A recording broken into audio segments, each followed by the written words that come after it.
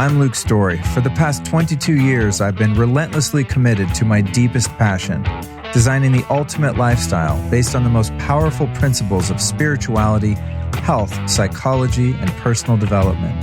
The Lifestylist Podcast is a show dedicated to sharing my discoveries and the experts behind them with you. All right, here we are. We're in Sedona. We're doing the damn thing. Anahata. So grateful.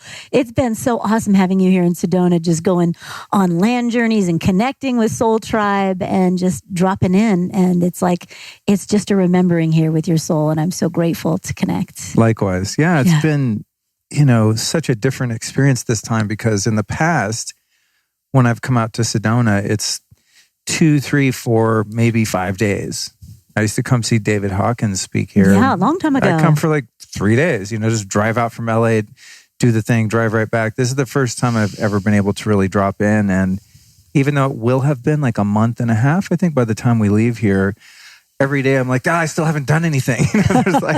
There's so much land to explore here. I think that's what I missed visiting here. I didn't realize we're in this epicenter of national parks. It's just like you're in the center of a park and every direction you go, there's just beauty and majesty. And it's just so special to be here. I've been living here for 11 years and coming here for 19. And there's still treasures and trails and little secret hideouts and ancient cliff dwellings from the natives. And like there's certain different times of the year where you want to do this hike and another time of year you want to do that one with a different view. So when you move here, wink, wink, we'll just put a different destination every week on the agenda and just go exploring because there's so many treasures. And it's really just being present with the inner exploration. I mean, the internal terrain. When you come to Sedona, it's really about navigating your internal terrain. Yeah, that's what I hear. It's been funny. I guess we'll just start off doing a summary about the Sedona experience. But I've never felt any different coming here than going anywhere beautiful where there's nature. I mean, I always feel I would say more expansive and grounded when I'm closer to the earth versus being in a city. Yeah. But I don't feel different coming here than I would going to Hawaii or Wyoming or Colorado or anywhere where there's some space, But coming here with my lovely Allison, she's had a different experience. The energies here have been really strong for her and she's struggled at times to kind of feel like herself. And, we've been together for coming up on a year now. I've known her for a few years.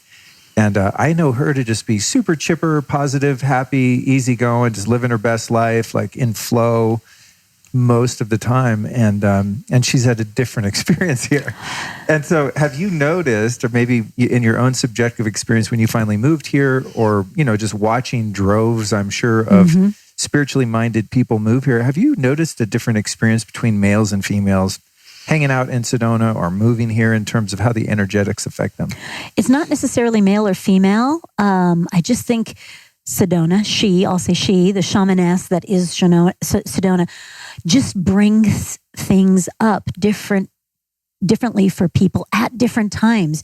If you were to come 6 months ago or 6 months from now, you may have a very different experience because she just kind of amplifies whatever's going on. If things are pretty aligned and pretty good, then she's just going to amplify that feeling of good feeling. If there's something that's needing to shift for a part of your, for a part of your core healing or to prepare you for what is ahead in your soul's mission, then it might be a bumpy ride if there's a crack in the foundation or if you're on your personal development journey and something needs to shift in order to align with who you're becoming. So Sedona has this crafty way of finding the spot that needs attention or amplification. So sometimes people come here and they feel tired because what they really need is rest. Some people come here and feel peaceful because their life is chaotic. Some people feel very spiritually connected because they're disconnected other places.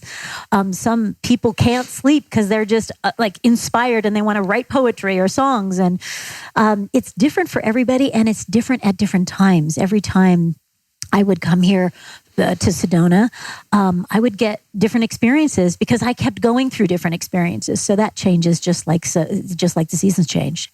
So that makes sense. Yeah. That makes sense. Yeah. I'm thinking about, what's been different for me here. And one thing I've noticed is that I have a lot of energy. Yeah. I don't get tired. I do all, I inject NAD in my belly every morning. I'm nuts. In LA, I have to do so much stuff to have the vitality and energy to meet the demands of being in that energy field and producing as much as I do in life, which is, I always feel like I'm not producing enough. From the outside, people say, wow, you really do a lot.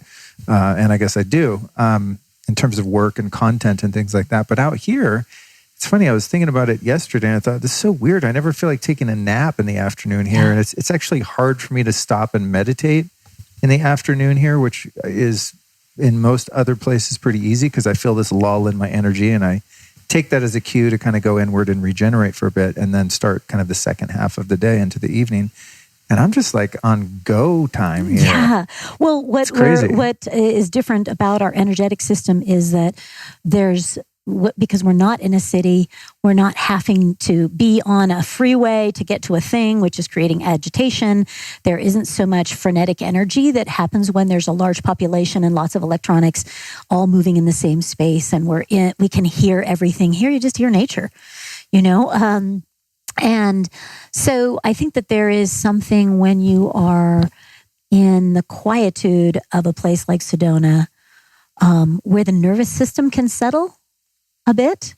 And that's what has been really deep medicine for me when I moved out of Southern California, because I was a California girl, and I moved here because I just really enjoyed the stillness and the quiet. My nervous system was ready for that. And I wanted clean water and I wanted nature right in my backyard where I didn't have to drive to get it.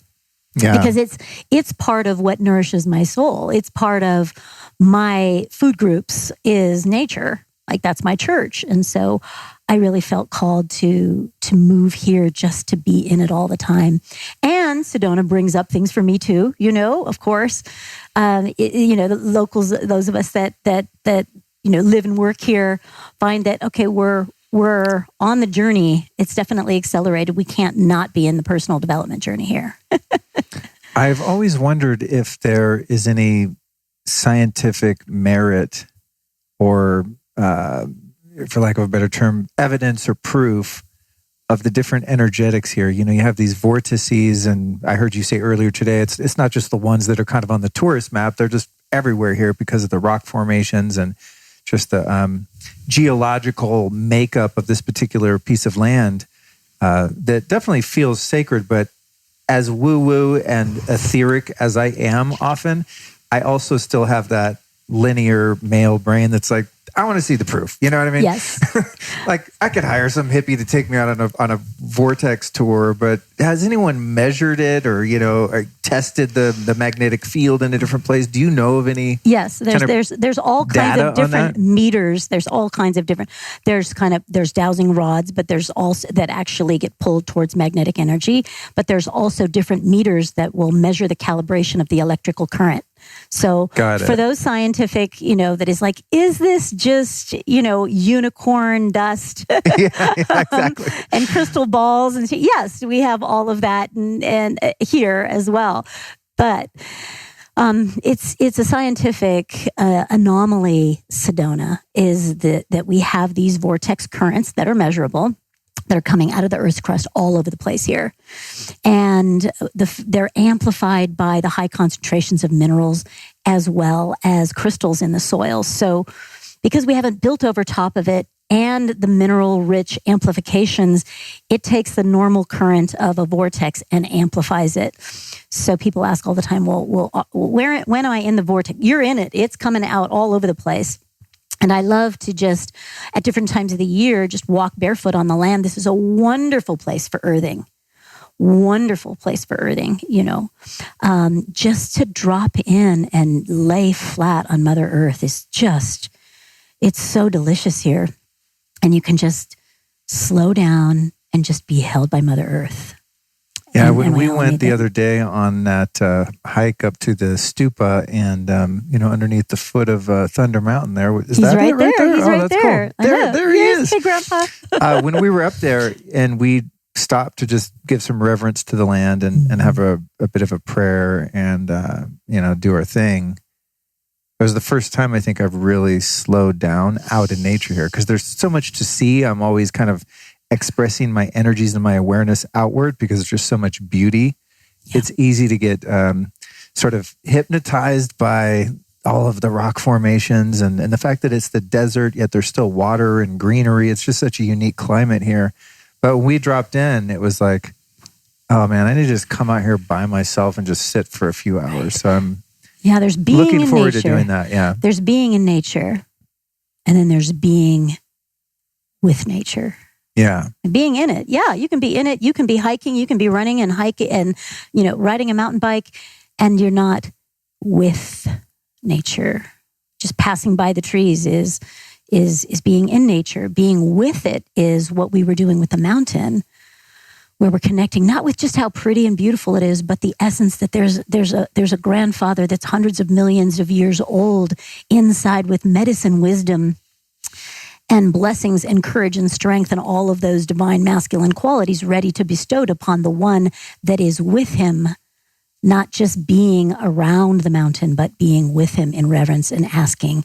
And that's, I think, a little bit different about what we were doing is and I usually always go out on the land with a mesa, with offerings, because I choose to be with nature and make an offering and pause and listen and ask and be still. Sometimes it's just help calm my nervous system, help calm my anxiety. Sometimes it's I'm struggling with a choice or I'm struggling with a challenge. Give me strength, give me courage, give me insight. Sometimes it is just softening my heart or helping me to heal in a certain way. And I can't do that if I don't slow down enough to actually be with nature, held by nature, inspired and guided by its wisdom. Hell yeah. It's funny. Alice and I went out for a hike and went to a sacred spot here because I don't even want to say the name of it because it'll make it worse. Don't. But we went to we went to a really sacred spot right. that I know the one you're talking about. This woman Alice, kind of emailed us directions to. She does give a shout out to Alice. She does something called Alpha Biotics, which is an amazing modality that I do a lot at home with this cat named Terry. I cannot remember either of their last names, but I'll find it for the show notes. We went over and did a session with her. She's like, oh, you guys have to go to this one spot. And so we hiked up there. And right now for those listening, we're in the Thanksgiving kind of week. So there's a lot of tourists here. And we didn't know that. We went up to the spot and there was like two other people that were very quiet. And we walked into this big, massive kind of cave. And it was just breathtaking. Then we turned around and the view was just amazing. And Alice and I both dropped in to really connect with that spot because it was just palpable, the power there. And then I swear to God, it must have been like, I want to exaggerate, but I was going to say 15. It was probably 10 people, but this is a small space. All these tourists, from all over the world with all sorts of different customs in terms of how they interact in an environment like that. And there's, little Asian kids playing video games and people not like with their selfie sticks and just, people are doing things in a different way. And so it was an amazing opportunity actually to surrender into that moment. And the teaching was to, for me at least, kind of roll with the punches. Right. And in that moment, I wanted it to be Allison and myself having a reverent moment of really connecting to that space. And that's not what reality was presenting. So it was a great teaching. And how can I be in here and just celebrate all these kids going wild and people stepping over stuff and, kind of cock blocking my plan. You know what I mean? Come on, I'm trying to be spiritual here. Yeah, shut up. Yeah. And then I see the judgments coming up. Yeah. I'm like, oh, right, really? The teaching. You're going to come in a space like this and act like that? And all of a sudden I'm, right. Other than sacred. The policeman of this space and, dictating how people should act or not act. But I am going to go back there on a day that's not so touristy perhaps. And it was just amazing. But there really is so much teaching in this area to behold. That's an example of where we can be in nature and we're not with it, where we're just, am I getting the selfie right? And not being present with the magic and the medicine that is available. And we've all done this, gone to beautiful places and not really felt the power, whether it's the ocean, whether it's a river, whether it's a mountain, and just gotten the picture, or or just had the experience, whether we're water skiing or whatever it is, and haven't really paused to acknowledge, wow, what else is going on here? What's underneath? What is the energy underneath this? The first time I went to the redwoods in the Sequoia National Forest, and that was the first time without anybody's guidance I was really deeply with nature, where I woke up for the first time and saw these huge redwood trees, and I got transported into a whole nother space, and I fell in love with nature in a whole different way because I was present with it. I felt its energy. I wasn't so distracted in my own head or in a video game somewhere else or in my phone somewhere else. And I'm still guilty of this today. I feel like that's where the medicine is, wherever we are, because we can be in our neighborhood and be present with an old oak tree. That's just, in a neighborhood. It doesn't need to be in a national forest like this because it's a state of being. Presence is a state of being. And the sacred space is what we carry with us all the time. We can assign that location with sacredness, or we bring our awareness to be sacred in that place. And that's really like, oh, how can I be that space when I get up and leave? How can I be the sacred space that when people visit, they feel held and more whole, instead of, and I have been that person where I'm like, oh, you left trash here, and like, don't do that. And like witnessing my own judgments and realizing, wow, I just shifted out of sacred space. Now the vortex energy that I'm transmitting is judgment. It's separation consciousness in the moment that I go into, you shouldn't be doing that. Now, the power that I could be a sacred space, I just blocked. And what I'm transmitting, the vortex that I'm transmitting, instead of my most powerful vortex energy, love, compassion, light, and truth, I just closed it off. I just put walls over my heart, and now I'm transmitting a different energy. And I find the humor in that, the irony of that here I'm going to the sacred space, and then I turn into like a bitch trying to protect the sacred space. And in doing so, I just polluted the whole sacred space with my judgment. You become the sacred Karen. Yes. Exactly. All hail the Karen. What's the basis of your name? Anahata Ananda was given to me by some of my spiritual teachers, and Anahata is the Sanskrit term for the heart chakra, and so opens the doorway to the heart. So Anahata 4 times opens the 4th chakra, which is the heart, and then they added also Ananda at the end, which means bliss or blissful. So it's blissful heart. And, when they first I knew I was here to be studying the heart. Like I knew that. And, but blissful heart, that's a pretty, tall order. And any medicine name or spiritual name is not to be something that you are embodying now. It's something for you to grow into. It's something for you to aspire to. And so Anahata Ananda reminds me to ask, am I in that space of being a blissful heart in this moment? And sometimes I get a yes. And sometimes it's like refine, rework, refilter, and try again. Have you ever had a phase in your development where you've become aware that the ego has co-opted a spiritual identity or personality?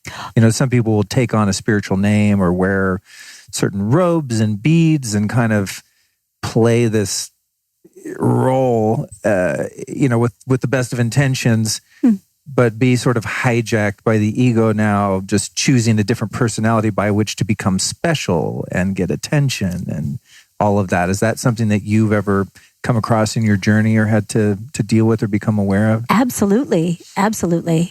In different places, in and it shows up in different ways. So every time it shows up, I get to look at it and see it and say, is there in any way I'm doing that?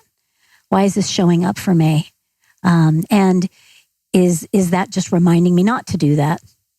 And we get to see that, I did a podcast a while ago, and talking about the shadow side of kind of like we can put people on a pedestal, like a guru or a rock star or a politician or, a congressman, whatever. We can put people on a pedestal, and then when their shadow comes out, and here comes like some sexual manipulation or some power play. Oh, but I don't want they're so-and-so and they're a guru, or they're so-and-so and they're a spiritual teacher, or they're a congressman, or they're a clergyman. So I'm not going to say anything about it. And in doing so, we keep those shadow aspects intact by not saying, hey, it isn't okay to act this way, whether you're a spiritual teacher, whether you're a politician, whether you are a rock star or an actor. That doesn't give you license, but a lot of to act in that way. But what happens is that people don't want to be the whistleblower. People don't want to, turn the judgment onto them for, how could you do that to them? How could you say that about the minister? How could you say that about that guru? And so it's socially shamed to call that out. And so then that shadow aspect that is hiding behind spirituality or hiding behind leadership and power stays intact. And so this is where the whole Me Too movement and other movements that are coming forward saying, hey, you know what? There's some shadow aspects happening here in Hollywood or in politics or in this industry or in this, in the music industry. And those people that we thought were all awake and all spiritual are actually doing this kind of shadow thing in the behind the scenes. And right now, as you know, like, the shadow is coming out of the darkness, and we're seeing it right in our faces in ways in which we have not, had to look at. Yeah. We kind of known, but nobody really wants to talk about it, face it, or deal with it, or acknowledge it. Or it's a conspiracy theory that this level of evil and deception exists in our world. Because the cognitive dissonance of going, that couldn't be. But I've created this worldview that's this, and you're telling me this coexists with mine. Mind blown. Enter a mind blown emoji. Right? Well, and that's why, let's just say, in a church environment, if we have that, pastor on the path of being the one who we've given our power to guide us spiritually, it can't possibly be that he is in a shadow space sexually with any of the congregation or it can't exist, because the power has been given to be the spiritual teacher. And then he's always right. And so this is inviting us to be in our truth and also see the truth, even how ugly it is, within ourselves as well, because there's always things in our shadow. Always things in our blind spot. And it's not just everybody else's blind spot. So all of this, racial hatred, all of this sexual distortion, that is not just outside of us, it's in us too. And so this is the opportunity to look at, where have I participated in that? By being a perpetrator in any way, in any little form. Or where have I participated in keeping the status quo by not saying anything, or by hiding my experience and not coming out with it, or not saying no, or speaking out about it. So that enables it. It actually says it's okay. Unless we say something, then nothing will change. I like your contextualization of shadow as being more of a Jungian viewpoint, that it's just those areas in our psyche or personality that are unseen at the moment, right? I think a lot of people, a lot of teachings tend to vilify the ego and the underlying more base nature of the human animal, right? That we have, and I think at some point have to really embrace and acknowledge that we have impulses to seek revenge upon people that we perceive to have harmed us, or to act out sexually in inappropriate and selfish ways, on and on, to eat and gluttony and all the deadly sins, right? And we're kind of wired to have those tendencies, but at the same time, we have a prefrontal cortex, we have self-awareness. If we're spiritually oriented, then we begin to grow and become aware of those. And I think there's a real danger in vilifying aspects of ourself that are God-given, that are part of our makeup and sort of part of the karmic inheritance that we take on as we become embodied or incarnated. Those are the challenges and also gifts that we get to overcome. And I think that, right, there's so much risk in self-shaming and thinking, oh my God, I can't believe I just did that. I can't believe I just said that. That's shadow self, as in like, I'm wrong, bad, evil, shameful, flawed. When shadow is just really a part that needs to be brought into the light and then transmuted or disappeared or modulated in a way that we can actually use it for good, or discard it if it's not useful at all. We can't transmute it if we can't see it, if we can't name it, if we can't face it, and if we can't feel the truth of the wounds and how harmful it is and how hurtful it is with compassion. Because I can't really forgive a sexual predator if I don't acknowledge the part of me that has used another person for sexual attention before. Absolutely. Like I can't blame somebody else for being violent and be hypercritical about their violence without looking at, oh yeah, I've wanted to harm people before. I have harmed people before. I've done it in my mind too, and I've absolutely wished people dead. You bet. Like when I'm really honest with my humanity, that's the only place that I can find compassion for the rest of humanity. When I look at my humanness, when I'm really honest, now I might not have done that to that extreme or in that way that somebody else has, but I can relate to it. And that relatability is what I feel opens the doorways of compassion that says, you know what, we're not all that different. Your addiction and my addiction, they're just different types of addiction. Your hate and my hate, maybe your hate is towards that culture. My hate might be towards my own body. Do you know, like hate is hate.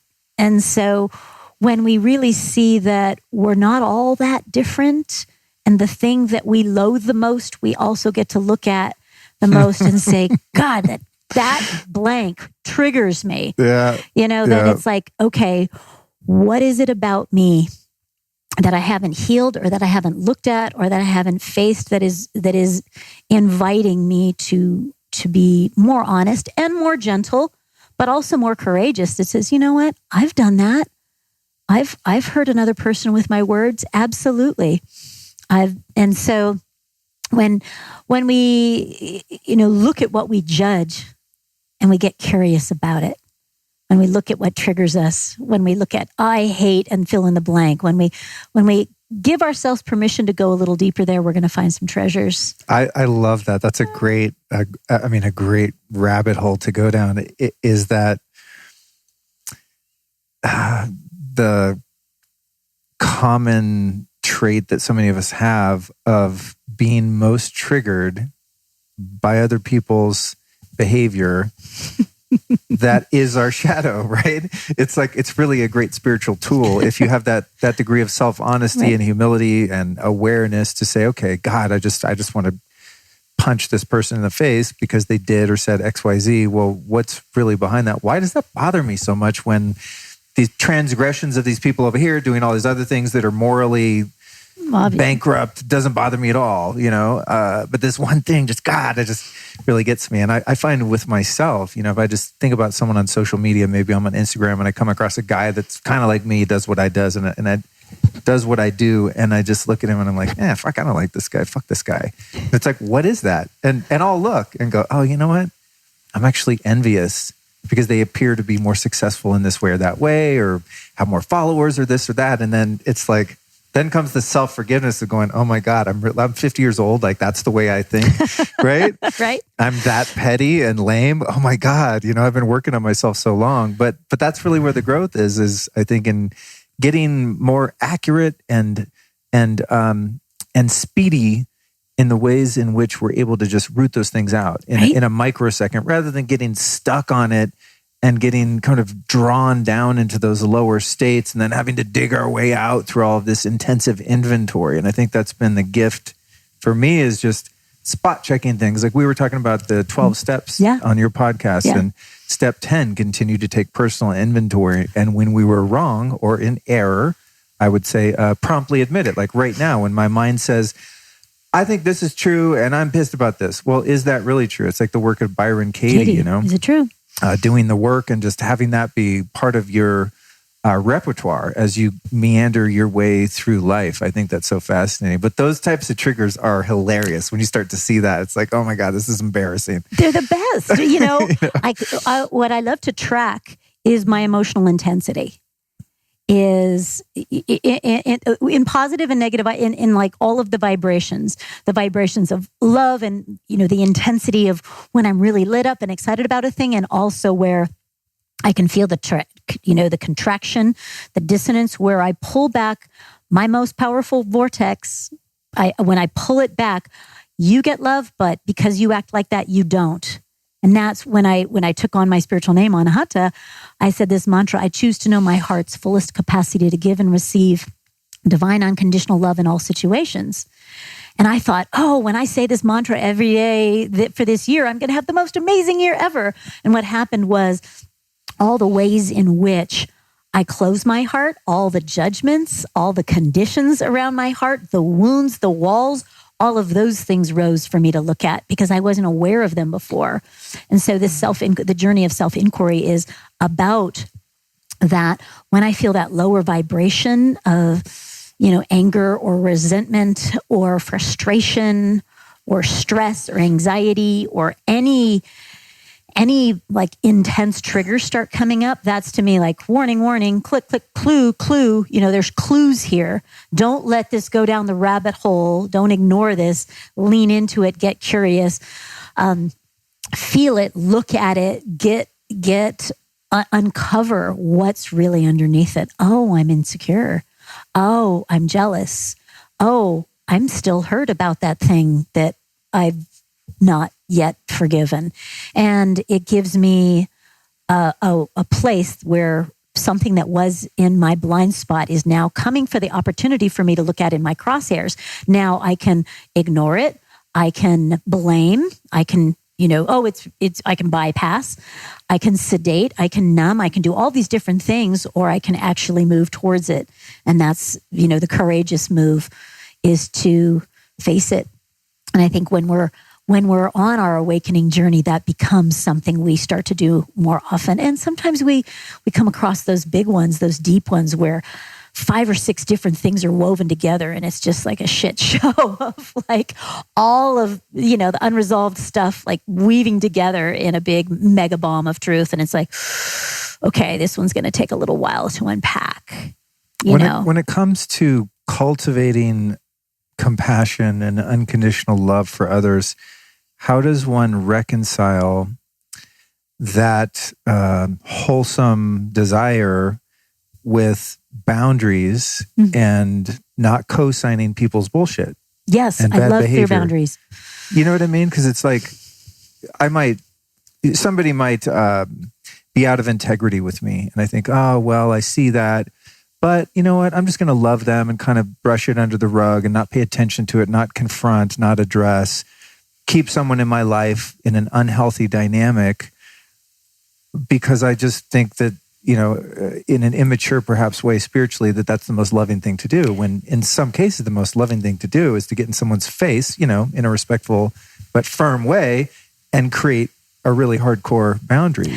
So how do we navigate and balance that unconditional love where you have an understanding of who that person truly is inside as a wholesome, pure spirit, but their personality or ego is getting sloppy and messy and hurting you or other people or causing drama? You know, how do you stop that dynamic in a way that's healthy, compassionate, and loving toward both parties, yourself and them? Right. I love this question because I'm all about boundaries and integrity. So integrity sits in that third chakra. And when you said, hey, well, you said they're not being in integrity with me. So I'll just keep them in my life. I'll just not say anything. And then who's really out of integrity?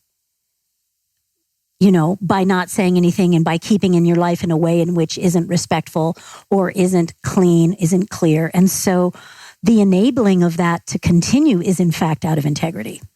So anytime I look at the word integrity, I always look at where am I not being in integrity? Because when I'm attracting a conflict where I feel, where the story has been, they're disrespecting me, they're not being in integrity with me. No, they're not being in integrity. Okay, well, where am I not being in integrity, which is honest about the truth of that? If they're cheating, if they're lying, if they're stealing out of the cash register, if they're sleeping around and they're like, it's not an aligned relationship for me, then what am I doing in it? I'm the one out of integrity. And so integrity is going to, and boundaries are going to come back to self-love and self-respect, because it's not about whether or not somebody else is respecting us. It's about respecting ourselves and then making the decisions in our life to have the people and clear communication about the dynamics that are in alignment with self-respect and integrity. And if someone is not able, which is often, sometimes the case is, I'm not being honest and integrity about the fact that this person it is beyond their capacity to be honest and integrity with me. And could I just be honest about that? Yeah, totally. Could I just stop bullshitting me and them? And like, I find that I'm the one out of integrity by not being honest with the fact that I'm in business with somebody that I don't respect. Or I'm in a relationship with somebody that that we're not on the same page, but I'm so lonely, or I want to keep the relationship. Well, who's the one out of integrity? So I find with clear boundaries, it ends up being on my side of the fence, because I need to honor this space. Whether they honor it or not isn't my business. This is my responsibility to honor it. And if it is beyond their capacity, all the more reason for me to say, then, this isn't the best business relationship, or it's time for us to evolve this romantic relationship. It's for me to respect me. So when I hear that they're not being in integrity with me, that means I'm not being in integrity with the reality that this relationship isn't in alignment in some way. And yes, sometimes we need to have that conversation that says, hey, bro, this doesn't feel right, or sweetheart, this, I'm experiencing this, and there's the invitation to be in integrity. If they're not capable of honoring that, that doesn't mean we stay in the relationship. We adjust it in a way in which is in integrity and respectful.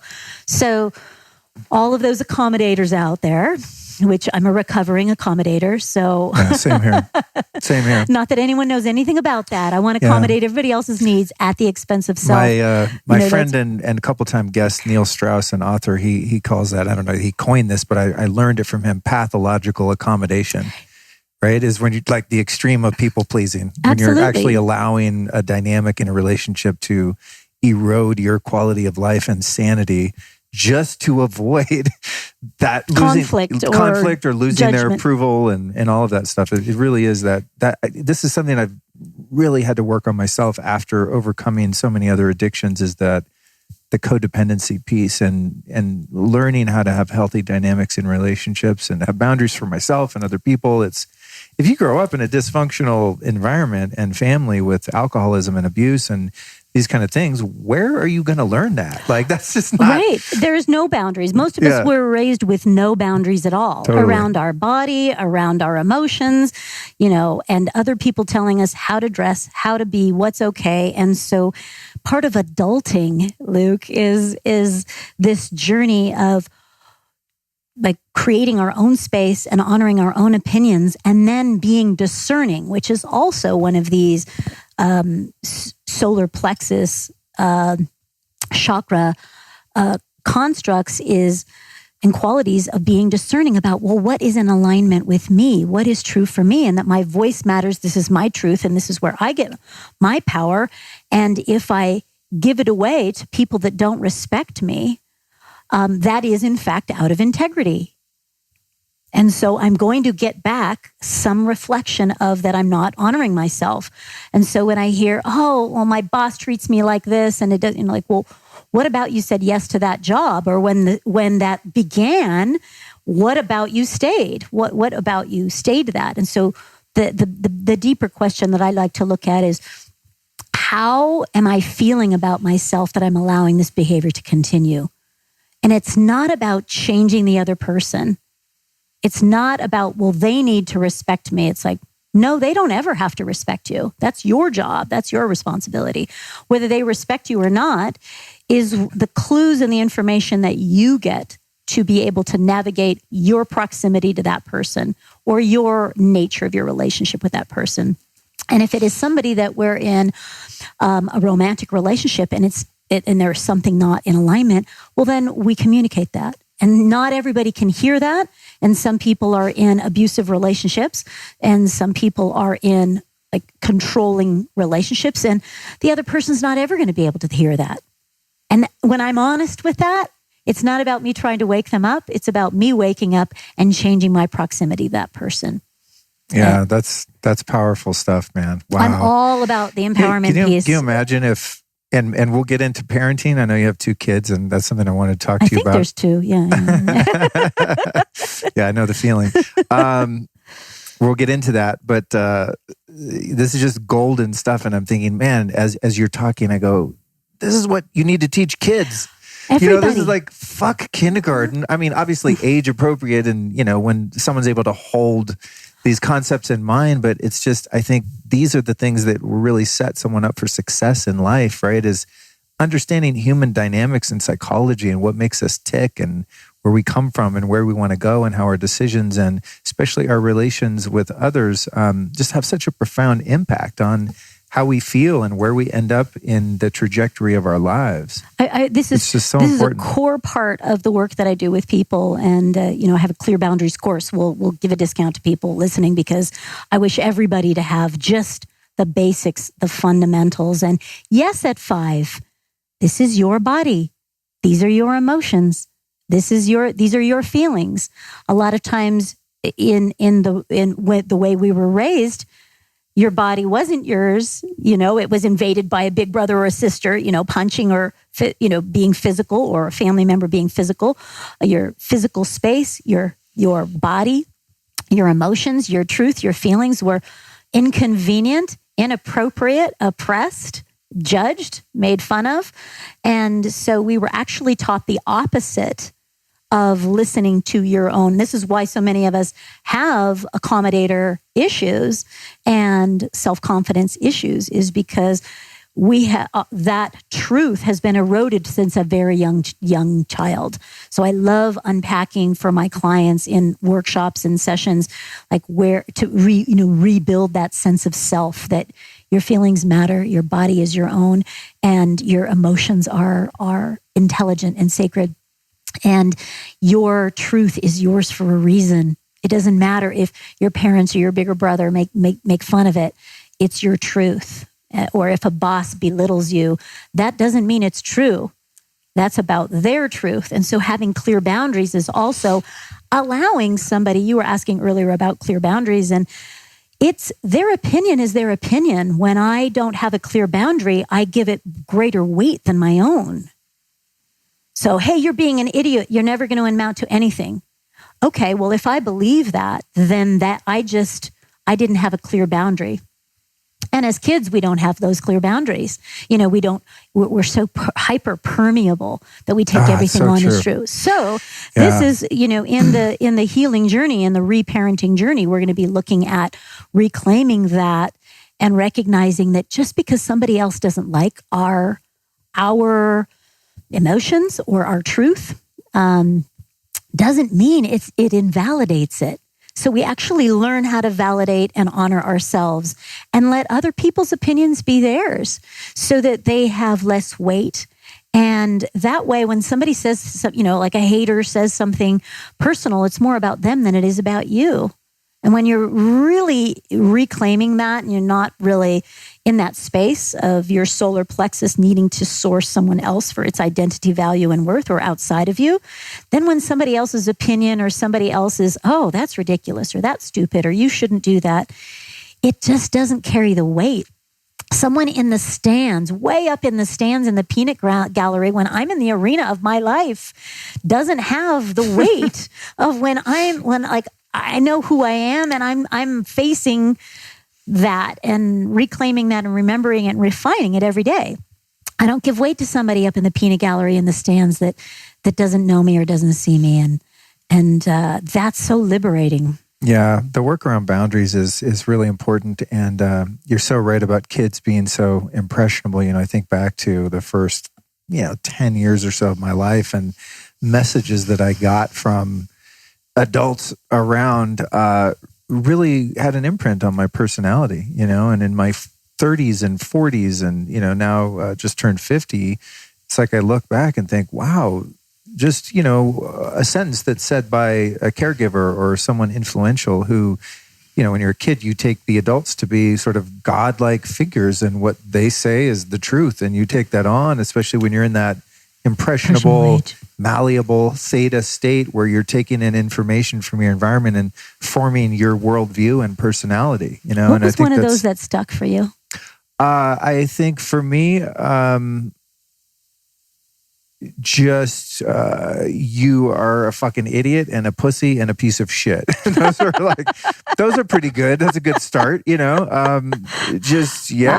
Wow. And so going out into the world there, you see overcompensating and trying to prove yourself and wanting to be liked and wanting to be accepted in those things because there was no opportunity to really form that in oneself, I think everyone can relate in some way of not feeling good enough as a kid in someone's eyes, whether their parents really wanted them to excel. And instead of saying you were a piece of shit, they said you could have done better over and over and over again. And then here comes the perfectionist, totally. An A+ isn't enough. It has to be an A++. Yeah. And then, I think that we're all kind of unraveling different ways in which somebody that we respected or admired said something about us that we took on as true. You're not blank enough, or you should be more this, or that when you're being you, that it was shamed. I remember, just as a kid, I was just like energized and happy and joyful, and some would call that hyper. I was just like on fire. I loved life. I was happy and energized. And I remember one of my relatives was just like, "Can you please turn it down?" And just like stared at me with like darts coming out of their eyes. "Can you just turn it down?" Like with such anger. And this is somebody that I loved and I admired and I wanted their love. And so that began me, instead of overcompensating, playing small. It's not safe for me to shine. I'm not supposed to be happy. That'll threaten their mood. And so it's different that we had different experiences. I wasn't told you're a shithead. I was told like, "Oh, you're too much." Yeah. Well, the funny thing about that is also, I think when you get into doing this type of work and evolving, you're sort of cherry picking the negative experiences, So I think about, the adult in my life that treated me like that. And I think, God, that was just horrific. And I don't, there's forgiveness and understanding and it's all like water under the bridge and I get it and everything's fine now. But then there were also adults in my life that were at times extremely loving and supportive and nurturing and told me I could do anything and all of that. But when you're working on yourself, you don't go back to think about that stuff. Well, those don't land. Like it's just in our brain chemistry, what really gets the blip in our consciousness and in our brain are the intense ones. So someone saying, "Hey, you did great." If it didn't land on the Disneyland scale of amazingness, then it doesn't land as an imprint. It's the deeper fissures that we remember, and those are the ones that cause the most harm. And so we don't tend to remember when things are going along. Those don't tend to shape us as much on the negative side. they tend to shape us, overall of like, okay, I was loved, I was supported, I was encouraged.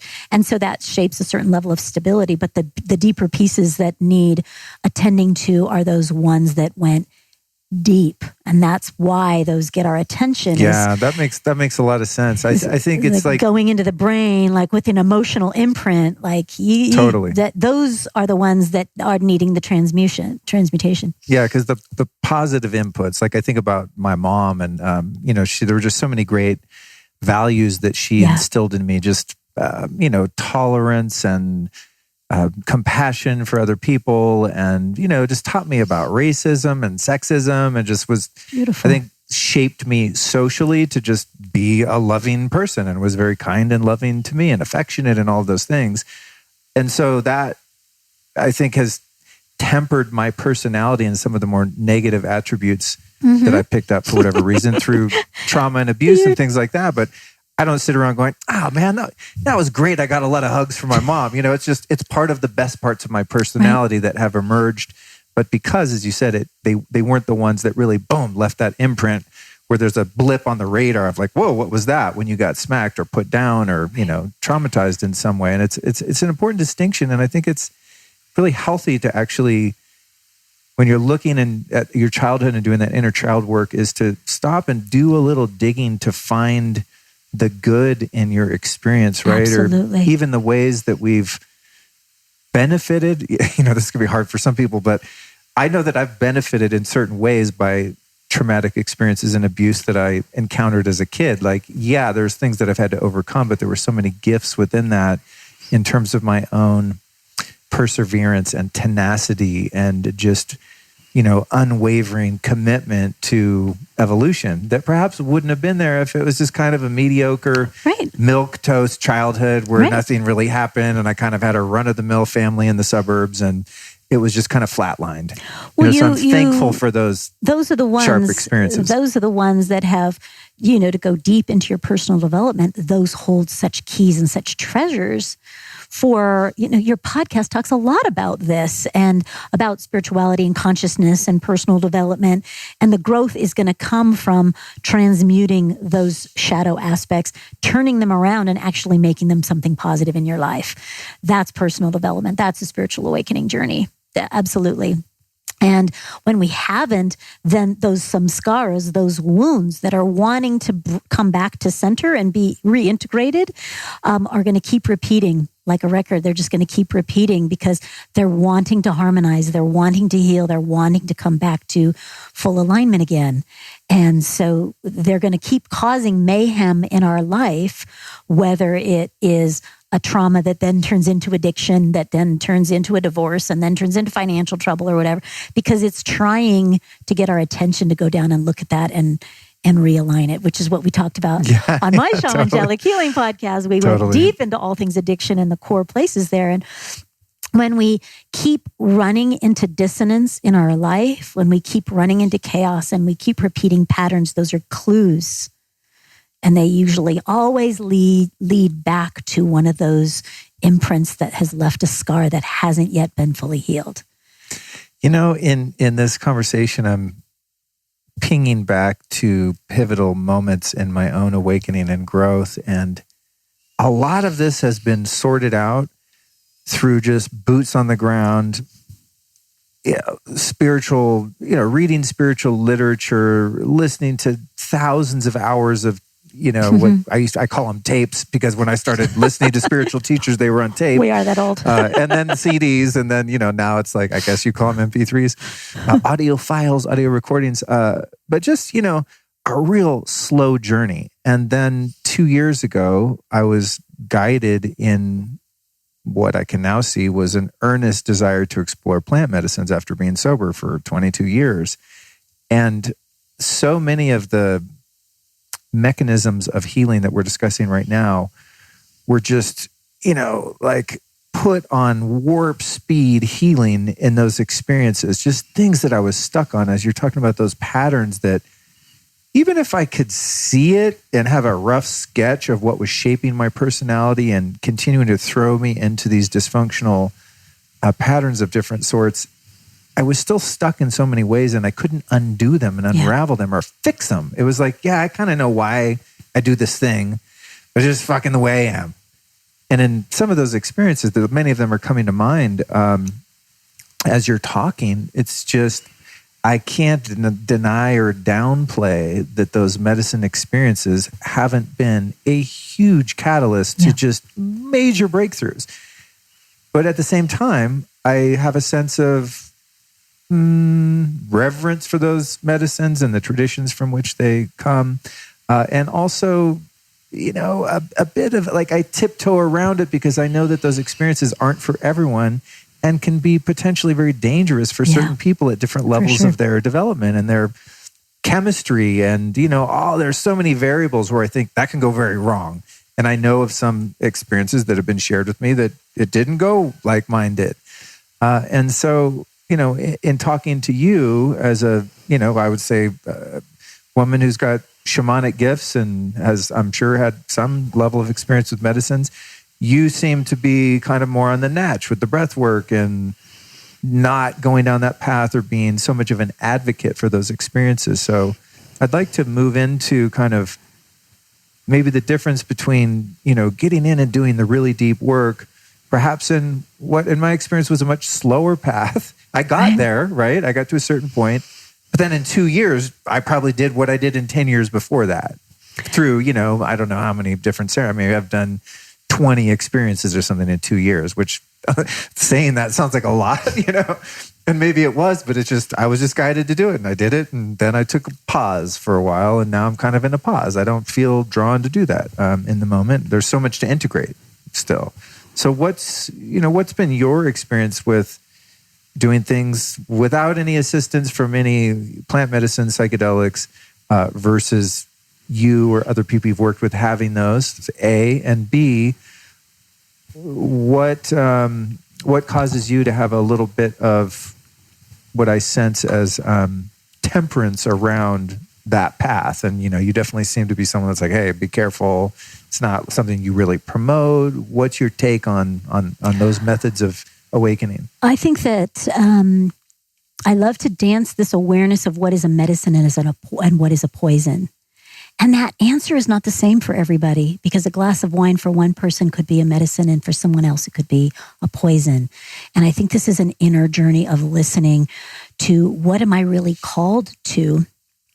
I think one of the things that you laid down the foundation of decades of sobriety and doing the deeper, you were doing work, laying the foundation that I think that provided the acceleration for your plant journeys, your medicine journeys, your plant medicine journeys, because you had done a lot of work. There was a lot of consciousness. There was a lot of foundation there.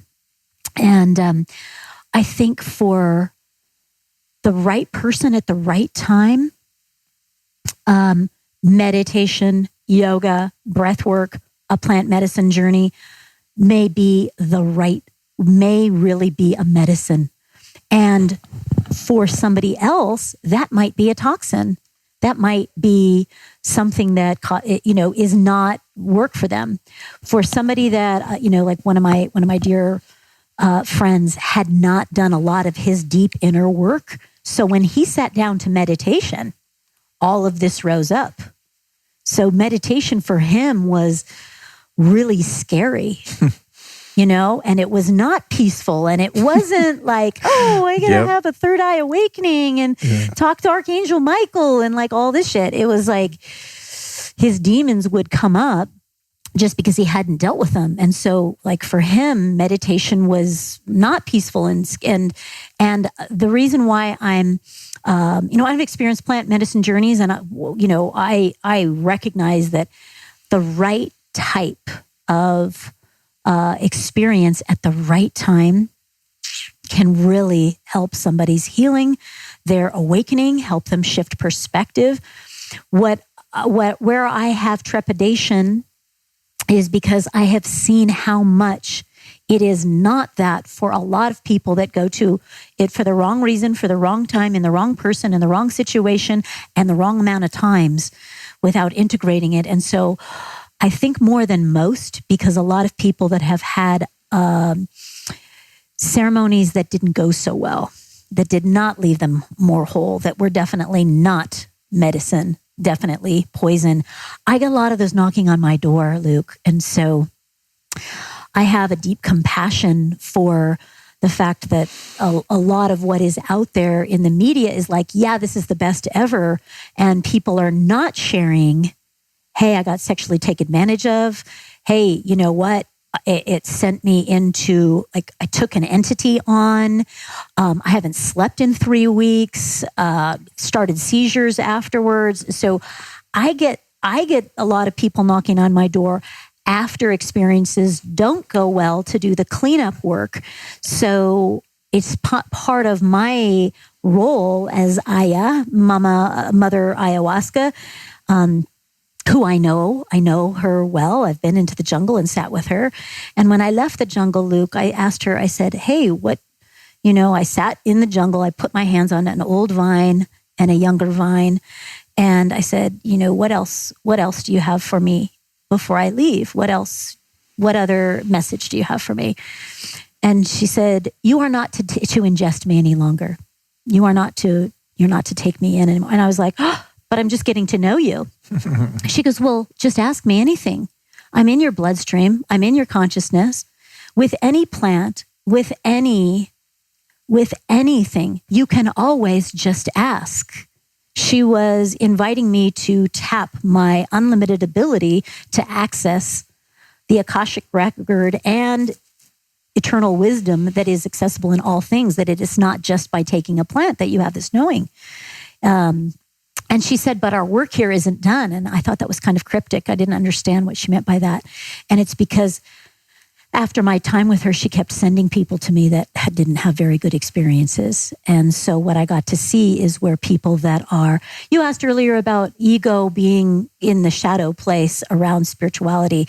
This is one of those places where people are disseminating substances that are not necessarily qualified, that don't necessarily know how to hold the space sacred, that are not qualified or participating in facilitating integration work to help people take what they received, the visions, the messages, and implement them into their everyday life. So that level of disintegration, or the container not held safe, or during the journey, different energies being shared in ways in which are not safe necessarily for someone's psyche or their soul self, that get brought into their everyday reality.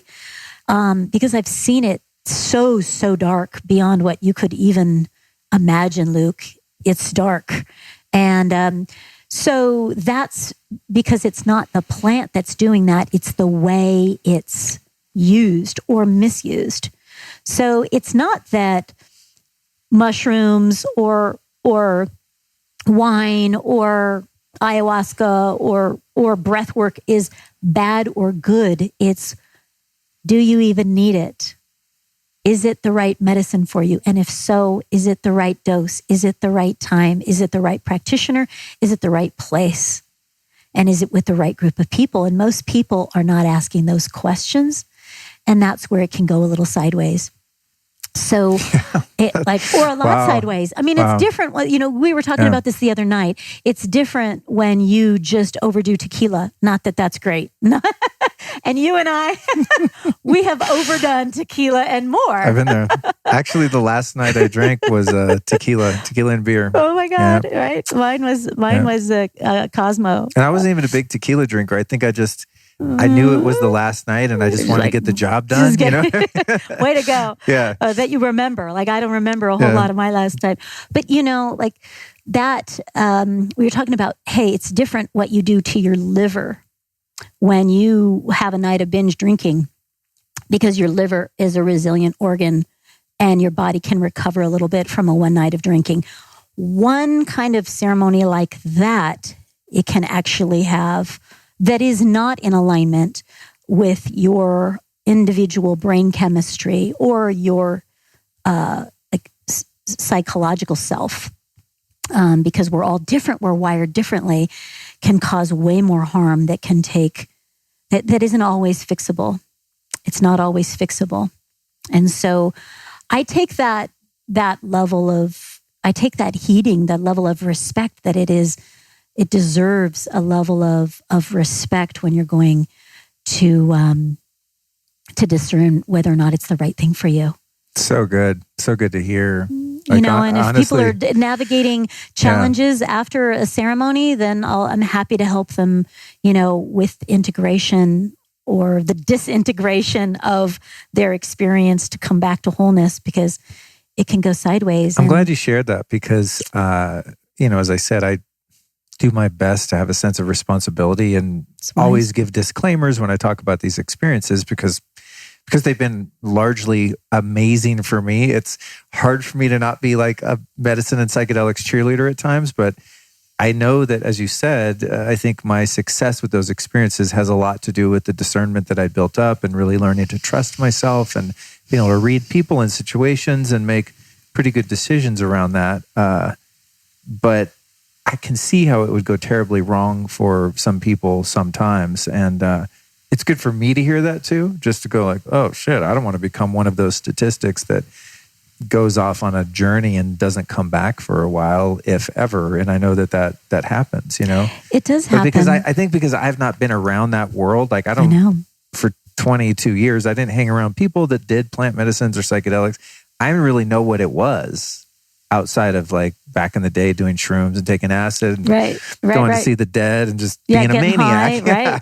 You know, but taking whatever pills. I wasn't aware of like the works MAPS is doing and, you know, ketamine assisted therapy and MDMA therapy and, you know, psilocybin therapy. Like I was totally unaware of that because it was not for me because I was a sober guy, and that's great for whoever's doing it, but it just wasn't in my the realm of possibilities. So I thought. Well, and there's also another thing to just keep an eye on, that doesn't become a bypassing experience, that keep going to that and then not doing the integration work, because whatever a mind altering journey in whatever takes you there, whatever it shows you, that's still up in the ether. You still need to bring it down into reality and embodiment. Yeah. It hasn't changed anything but your perspective. The deeper part of the journey happens when you start changing how you speak, how you act, how you feel, and how you embody. And so what happens a lot of times is that we go from one ceremony to another ceremony without actually doing the integration work, and it actually becomes more ungrounding than grounding. Right, because you're tapping into, as you mentioned, the Akashic records, or into the quantum field, right? The infinite potentiality of all wisdom of all time, right? And so I think the risk there is in getting attached to the peak experience and getting attached to having a tool by which you can communicate to that field in a pretty reliable way and just keep gathering more data, right? And I'm a data guy. I mean, one of my strengths is input. I just learn. I just take it in, and then I share what I think is meaningful, which is a great gift. But I think even for me, you know, thanks to my lovely fiance, Allison, she mentioned to me one day, she's like, you know, you're a grown-ass man, do what you want, but you're getting pretty frequent here with the journeys. Maybe just take a look at that. And, you know, thankfully I did take a pause and listen to her. But it's just like every time I do it, I'm just getting all these answers and unraveling all the keys to these, you know, these hidden kind of, just all of it, just the creative inspiration and healing and all of the things that can come from those experiences. But now, even as we're talking, I'm going like, oh man, like in each experience, there were so many lessons and so much wisdom to bring back and to actually activate in my life, to take something I learned and to make it part of my living, breathing, physical experience. Then it is actually becoming a medicine. Yeah. And that does take a bit of time. It does take a bit of time, because we're moving from this 5D time way up here in the etheric realm down to 3D time. Because you said, wow, I'm getting so many answers. I'm still getting answers, but they only become solutions to problem in the 3D if we do the integration work. How does this change the way my daily habits? How does this change the way I think about myself? How does this change the way I treat other people? How does this change when I go back to the holidays and I face that person that now I've healed in the etheric realm during a journey? How does that change the way I interact with them? And do I actually have the tools to do that? Or I just have this knowing, but I still need to learn the tools and taking the answers and the visions and the perspective that we receive in the 5D and move it down into the body. I did a podcast with Aubrey years ago called The Roadmap to Transformation. And it's about moving things out of the ether, because when we receive a plant medicine journey or even a shamanic journey or a meditation, when we receive something from our spiritual guides, our higher self, our soul, angels, in whatever form the catalyst is, that's just in the ether. Then we move it down into the air, where we start speaking about it. Then we move it down into the fire, where we start acting about it. When we start acting, then that's going to move the waters of emotions. And so then this is where most people pull back, because then the emotion of, then I'm really stepping into my power, or I'm breaking up with this person, then it starts to move. Any unresolved emotions are going to start to rise.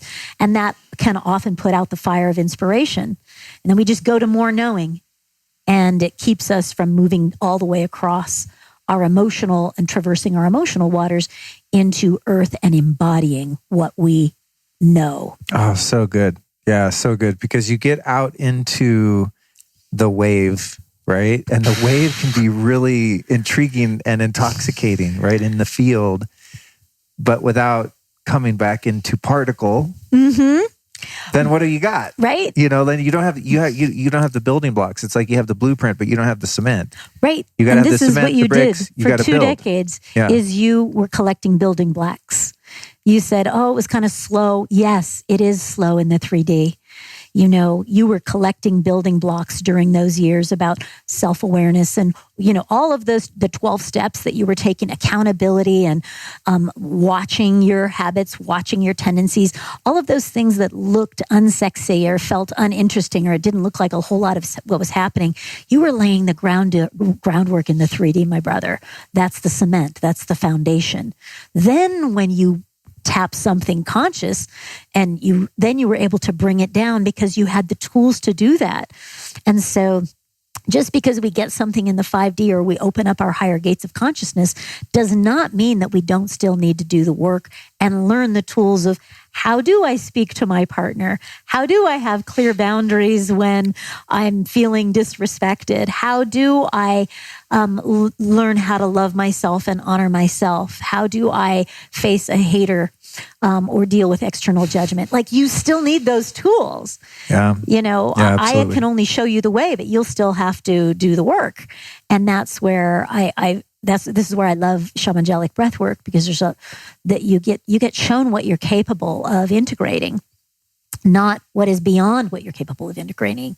And so that's great, because you have these I have friends that will do a journey, and I'm sure I've been grandiose too, but when you're in that space, I mean, everything seems so real. Every insight that you have, you're like, this is the way it is. And I tend to think it mostly is. But then when you come back, sometimes the visions are so massive that I think we can't even really contextualize it. And there's this sort of grandiosity of, I had a vision in ceremony that, I'm supposed to be the premier healer of all humanity, kind of thing. And it's like, well, how do you map that? Yeah. How does, like, how do you get there? Let's write down the steps that it's going to take to get there and actually do that work. So it's interesting. It's almost as if those medicines, I think the last time I did, it was a psilocybin journey with a group of people, and I had taken quite a pause from it, and it was a beautiful experience. I mean, just the litany of insights and teachings and things, it was just a lot. It's going to take a while to unpack.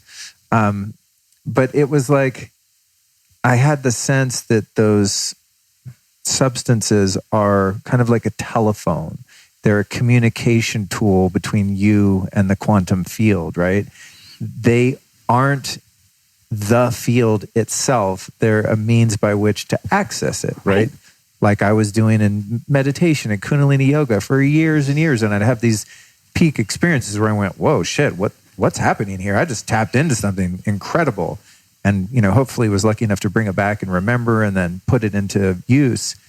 But I think a lot of us have the tendency to get caught up that we think that that medicine is the point. Like that's the thing, rather than that's just one of many tools that can be used. So that leads me into your Shamangelic breathwork. I want to really cover that because I think it's so important that people have tools, especially those people that, for whatever reason, their own inner knowing, they think, I'm not going to go take mushrooms or ayahuasca or DMT, or people that have gone down that path and maybe overdone it and like, whoa, I need to pump the brakes a bit.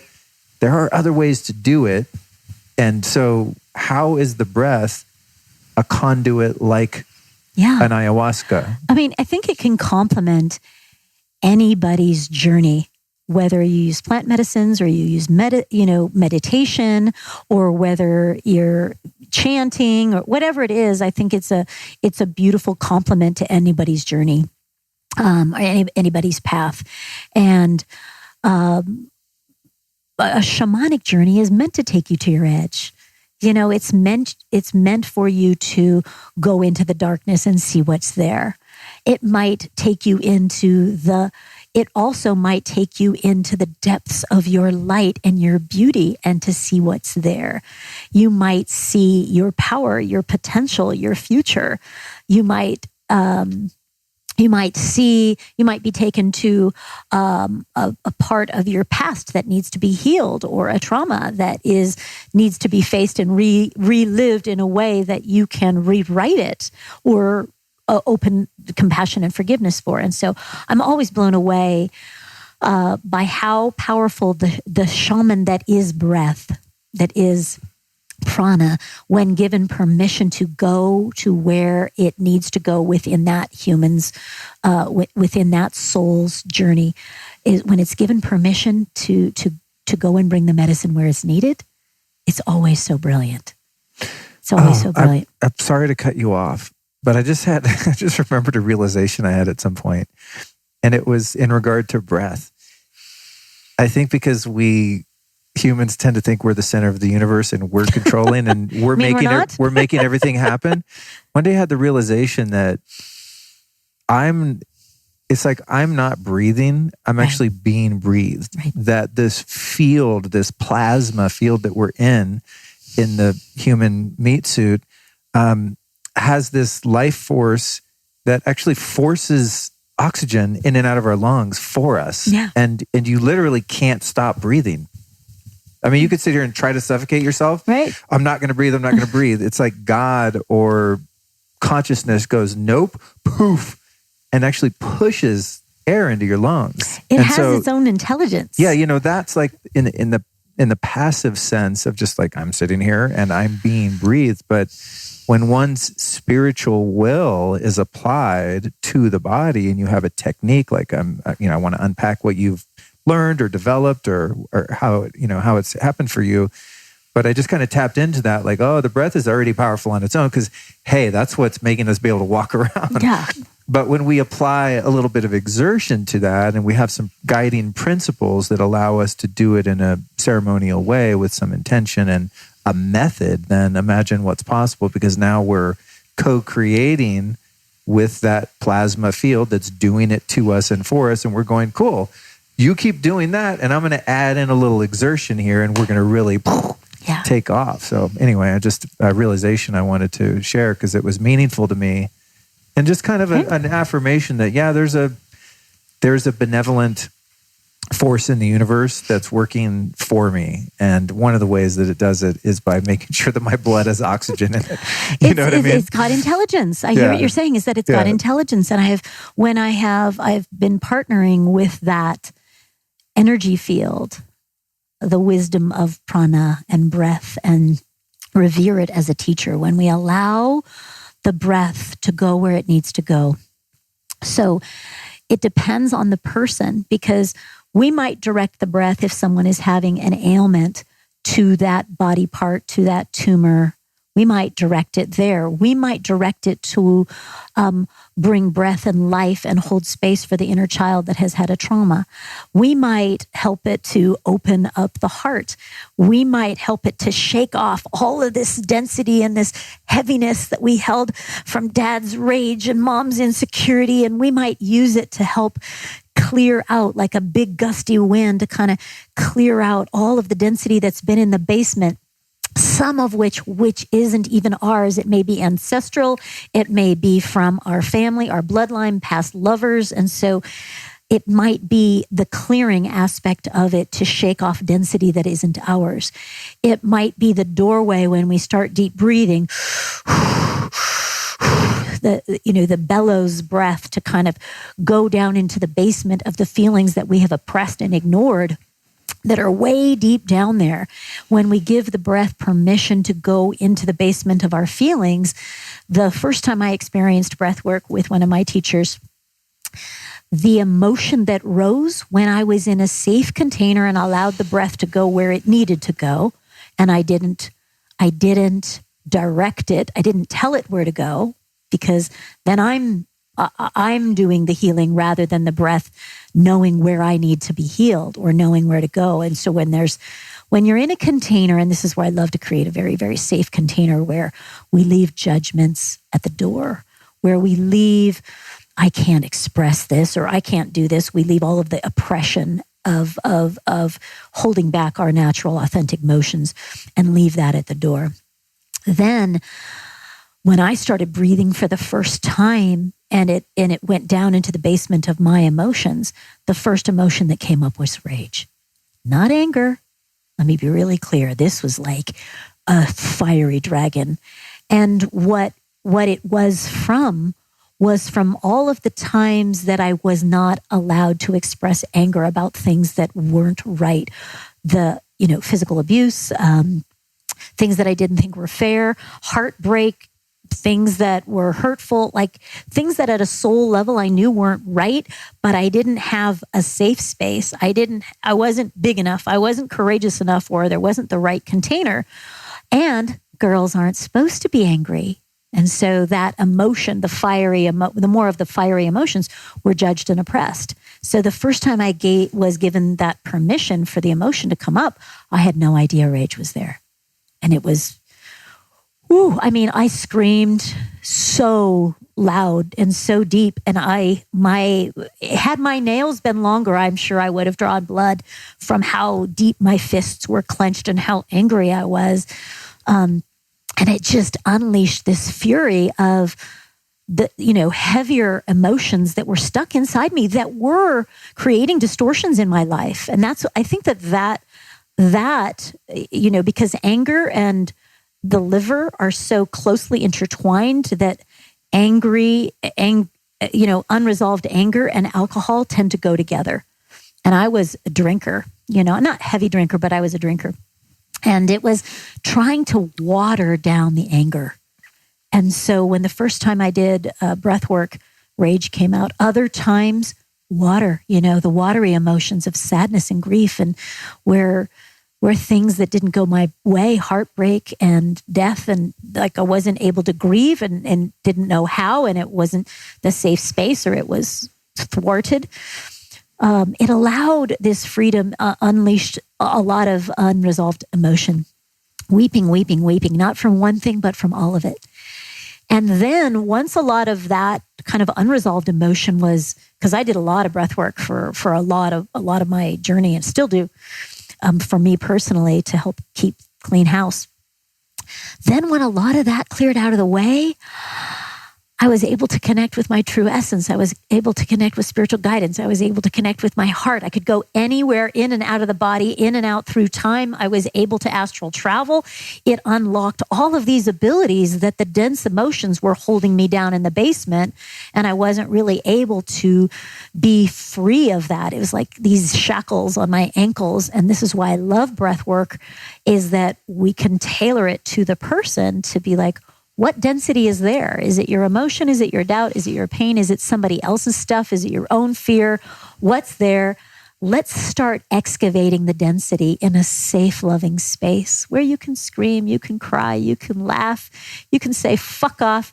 You can say no.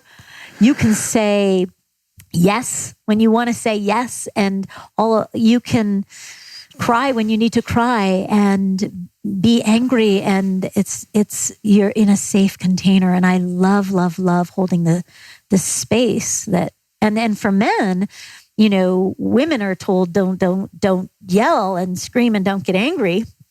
because that's impolite. And men are told, don't be a pussy, like you said earlier. Don't be a wuss.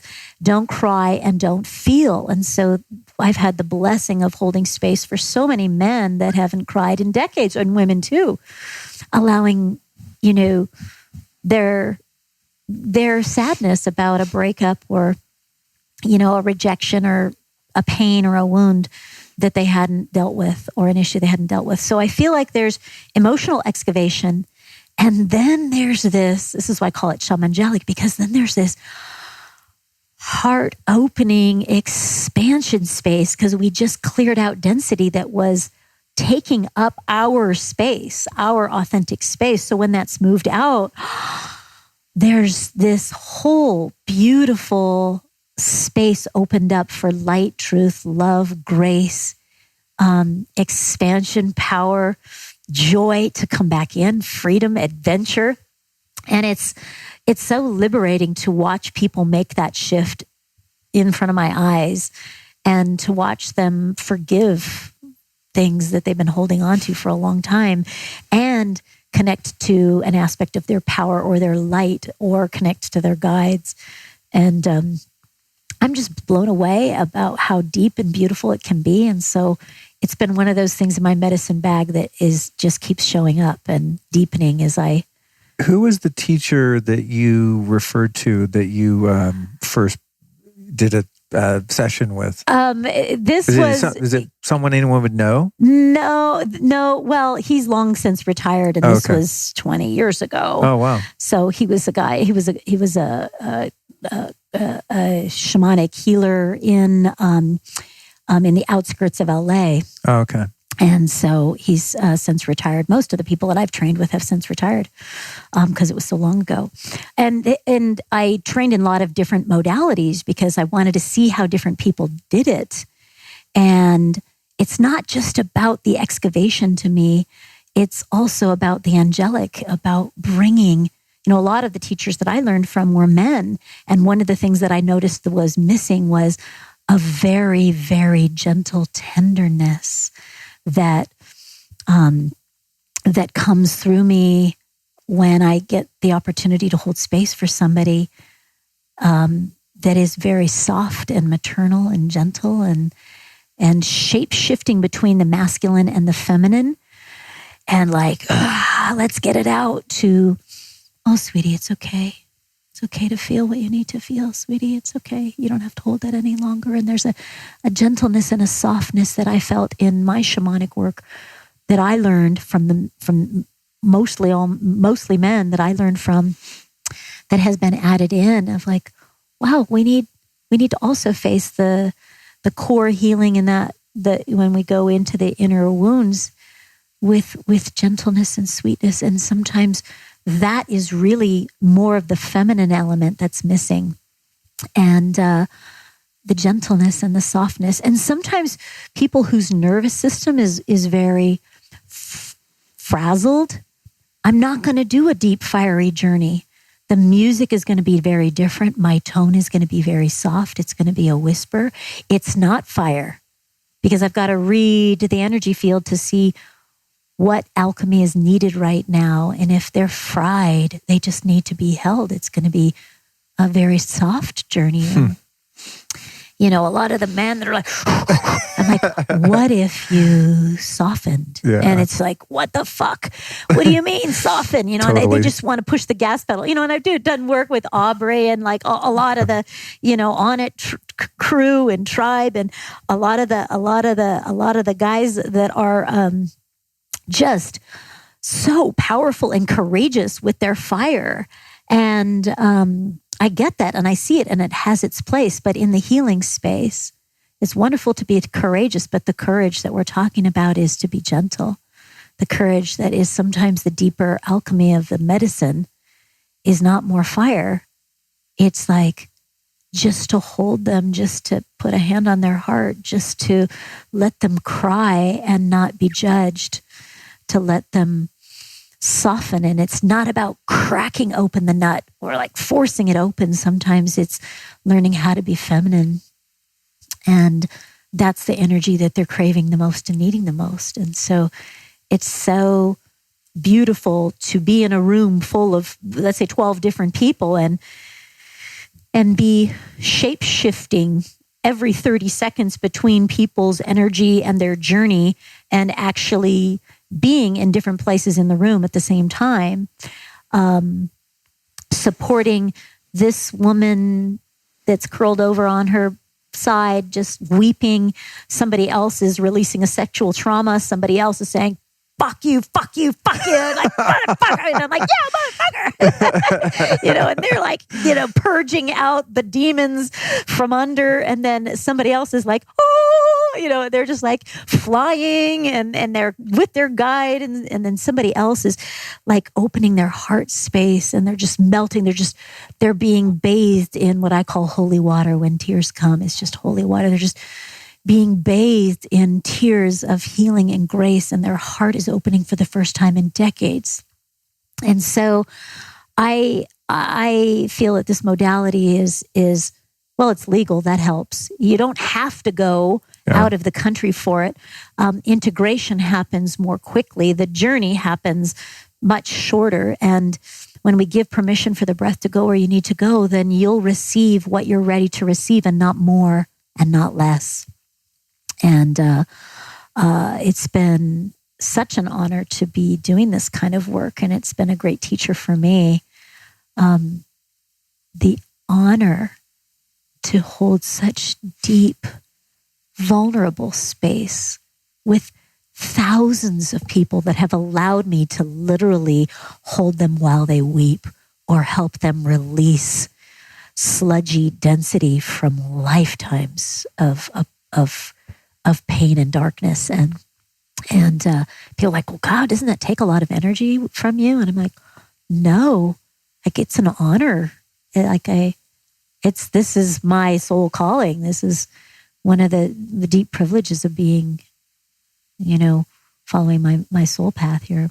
In terms of the technique that you've developed, were there things that you picked up from somatic breathwork and holotropic? What are, for people that don't know, kind of some of the modalities within breathwork? What are some of them out there that one might look up? I mean, obviously people can look you up and maybe have an experience with you, but what are, I don't know a lot about the history. I didn't even know people are doing breathwork in that sense 20 years ago. I know, in, certain yogic traditions, as in the Kundalini tradition, it's probably since humans existed, they figured out you can alter your consciousness by breathing in certain ways. But in terms of the Western model, what are some of the schools of thought around this type of work that have influenced you or that you're even aware of? Well, one of the things is, there's a lot of different techniques to start opening up the channels. And really what you're doing is hyperoxygenating the body.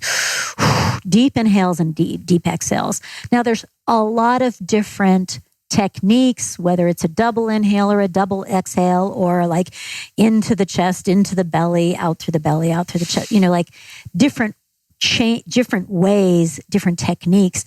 And in learning all of these different breathing techniques, I got to watch how they work. And the more complex the breathing technique, I noticed that about half the group would be so much in their head trying to be like, okay, inhale into my lungs.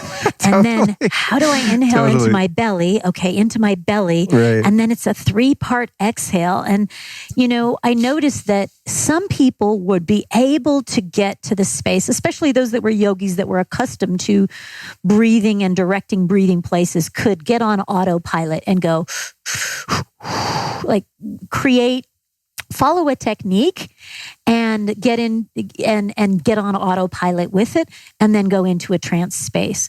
But I'd say when I watched the more complicated techniques, I also noticed that about 50% of the people had this, furrowed brow, and they were in their head the whole time trying to figure out the breathing technique, which kept them from going into the experience. And so I've put a pause on all of those more complicated breathing techniques, because it's really just a doorway to getting into the internal terrain of your emotion, or what's inside. And so I just, deep inhales and exhales just keep keep going, keep breathing. And when it starts to lock the emotion, we're there. To me, that's the journey. That's the juice. And so I get people breathing in the beginning, and then I'm going to weave into their field. And that to me is the real technique of going in, reading the situation, reading the body, reading what their soul is going through, and then reach into my medicine bag, and maybe it's a whisper, maybe it's the way of putting hands on their body, or it's a shamanic emotional clearing technique, or the rattle, or whatever is needed. I've got all these different medicine tools I've attracted along the way that supports that person going deeper. It's not anymore about the breath work, the breath technique. For me, for the way I facilitate breath work, because people will be having their emotional journey and they'll go out of the journey to get back on the breath technique, and they miss this whole experience of unlocking, releasing this or facing this experience. And I feel like, and I do breathwork facilitator training for, I do 2 weeks of training for people that are interested in healing modalities and are called to facilitate that kind of thing, because it's really also about the container and the explanation so that they feel held and safe. Because if they don't feel held and safe, it doesn't matter what breath technique, they're not going to go very deep.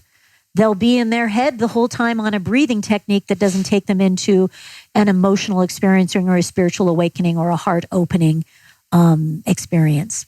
Do you typically have people lying down? Yes, on their back. And are you doing mouth breathing predominantly? Mostly. And I tell people to change it up, because sometimes people, going through your nose, and then we'll do different breath locks as well. So we'll do, that's the juice right there. That's the juice. But, you got to clear out the basement first. Right. So I like to use the breath to clear out the lower energy, like get the lower emotions out first.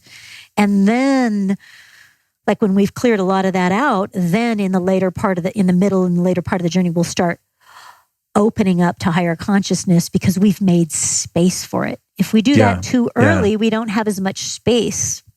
Makes perfect sense. Yeah. It's funny that I knew we were going to talk about breath work because it's one of your specialties, but for some reason, since I've been out here, I think I've done my morning breath work every day, and I've been here for a month. Back home, it's sporadic, if I have time, but maybe it's because, back home I have so many tools. Like, I want to get in the hyperbaric chamber? Do I want to take a sauna? I got the ice bath, the biocharger, the amp coil, it's just like I have a chest of toys there, and I go through different phases. But out here, I didn't bring anything except my higher dose infrared mat, PMF mat, which is beautiful, by the way, folks listening. Amazing, love that thing.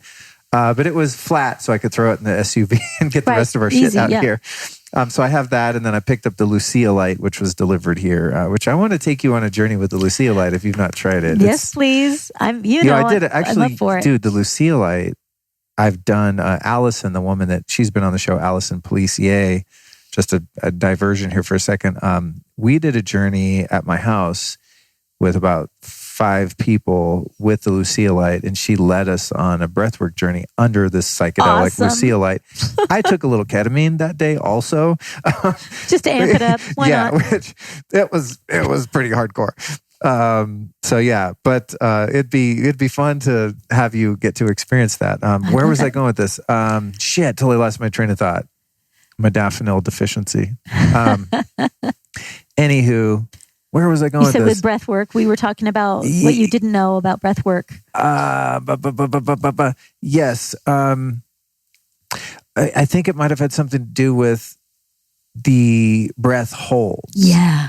I was like, I know what I was going. Okay, so out here, I've been really good about doing my breath work because I'm not distracted by all these other options and things like that. So it feels really good.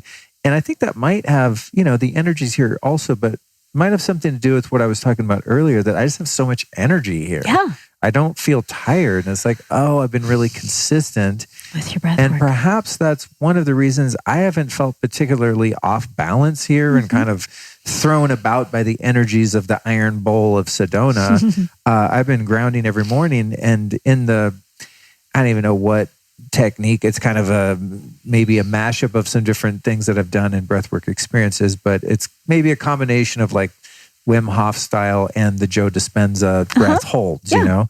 And I really love the holds. But I love the holds. I'll do quite a few rounds, maybe, 3-4 rounds where I'm doing maybe 30 inhale, exhales, and then I do the hold and like tighten up all those centers and just mash that pineal gland, you know? And then I'll go meditate or go do a Lucia Light session or something like that. So I'm really setting myself up for success here. But I think for me, where the magic happens, and maybe this because there's been a lot of clearing of the emotions over the years through all the work, but man, the holds are always where I just pop, and that's where on a good day I'll go into pretty close to like a medicine sort of space. This is the thing. Powerful. You can absolutely alter your altered states of consciousness and awareness. And in this kind of shamanic journey, when Aubrey came years ago, we met 8 or 9 years ago now. And he came at a retreat that I was co-facilitating, and he did breath work with me. And he's like, that was just as deep as any plant medicine ceremony I've been on. Like, what the fuck? What are you doing? And so then I've been working with him and the whole crew ever since, and trained, some of his people. And I do that for Fit for Service and all of his On It people. And that's one of the reasons why I like it is when we really go into that space, we can move into altered states of consciousness. We can go in and out of dimensions and forward and back in time. We can go into the future. We can go into the past. That's a shamanic journey. And the breath can take you there. And with the right guide, with the right space, with the right intention, magical things can happen. And I love it. It's so juicy. Have you explored any of the science around what's happening to our physiology during breath work? Yeah. It's maybe 4 years ago or so, I did a few Wim Hof trainings. And in one of them, the teachers were saying, oh, this is the DMT breath. And it was on your back. And I think it was a pretty vigorous inhale, kind of a fast inhale, exhale for a long time, maybe 30, 40 minutes. And then I believe we did a full exhale out, and then you held it as long as possible till you start T-Rexing and convulsing. And then there was a big inhale in, and then tensing your whole body and holding and holding and holding. And then you would just absolutely trip balls. Amazing. And I thought, oh, that's cute. They call it the DMT breath. It's just like a hook to get people interested in it maybe. But then I started studying the Joe Dispenza work and went to one of his workshops. And in one of his slide presentations, it was fascinating. So he talked about, and when I interviewed him, I was like, dude, you're just doing Kundalini yoga. And he's like, well, yeah, but who's going to put on a turban and wear all white? I'm trying to reach the masses, Luke. And, I was like, oh, respect. I get it. But he showed how when you inhale and you kind of tense up all your chakras, that you're actually sending spinal fluid up that canal, and it goes up into the center of your brain where the pineal gland lives. And when you do that hold in this very specific yogic way, that what's happening is you're putting pressure on the pineal gland, and you're breaking up. I forget. I'm going to paraphrase his thing, and maybe but you're breaking up these little crystals, calcifications, around the pineal gland, and it starts to create a magnetic field, and then produces the metabolites of what eventually becomes dimethyltryptamine through tryptophan to serotonin. There's like a cascade of these neurotransmitters, and what you eventually end up with is your own DMT. Right. We are our own pharmacy. It's fucking crazy. I was like, whoa, he just proved scientifically. So for you with the work you're doing, have you studied any of the science like that of what's happening, or do you get a sense of why we get so altered by these experiences? Yes. Certainly Joe Dispenza's gone down that rabbit hole way more than I have, for sure, around the science of that. But on just the gross physical level, when you're hyperoxygenating the physical body, it's going to start to, as you oxygenate your blood, you're going to start to detoxify on just the physical level. And so you're also starting to release, as you start to detoxify the cells. The cells are also where the cellular memory is held. That's why if you just keep heavy breathing, This is more from an energetic and emotional perspective because that's where I live in that world more. Yeah. And so when you start hyperoxygenating and you start detoxifying your cells and your tissues, that's why memories start coming up. And that's where we want to be accessing the emotion so that we can actually release that emotion instead of the toxins just being cycled again. So you're releasing physical toxins and emotional toxics just by doing the breathing when you're doing the breath hold that you're talking about. And this is in the yogic principles as well. When you're doing Kapalabhati is the breath of fire, like this kind of, or through the nose. And then you do Kumbhaka. These are all Sanskrit terms, the hold. And when you hold it and you hold your perineum, your root lock, and you hold your belly in, the second chakra, and you hold all of those locks. It's called a maha lock or a master lock. And you hold back your throat as well. And you're holding all of that. It goes up the Shoshana, which is your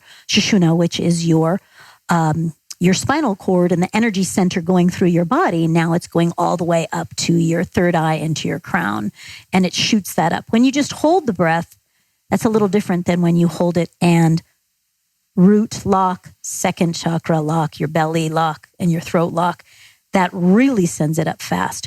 So what you're doing there is you're actually opening the channels for higher consciousness. You're decalcifying those glands because when we're not using them, they'll calcify just like a muscle that when we don't use it atrophies, and our gateways to higher consciousness, our intuition, and our access to divine creator, source, truth, universe begins to calcify because we don't use it.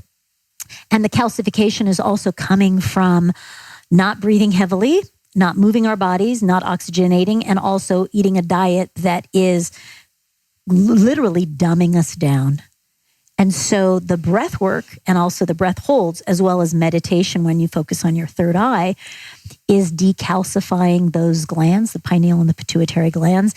It is releasing those chemicals, those juicy chemicals that the yogis would call amrita, the divine nectar. We may call it DMT, but it's the bliss chemicals. And this is where we can alter our state of mind and our emotional state just by breathing. And so once we massage those glands more, and we're not just doing it once every 6 months, but like you say, you're to be doing this on a daily basis, the connections to our higher consciousness and our channels for divine insight begin to stay open, and we begin walking awake. And that's really the idea, so that we're not having to go to a plant medicine ceremony or even to a breathwork ceremony, but we're actually, once we've done a lot of our work, we're actually learning how to recalibrate ourselves every morning or in the evening and keep those channels. We're really just opening all of the chakras, because what I'm doing here and the work that I'm doing with my clients and people that come here, we're clearing the lower energy centers, where there's density, where there's emotional pain, where there's fear, where there's doubt, all of this stuff that not safety, all of those in our lower chakras.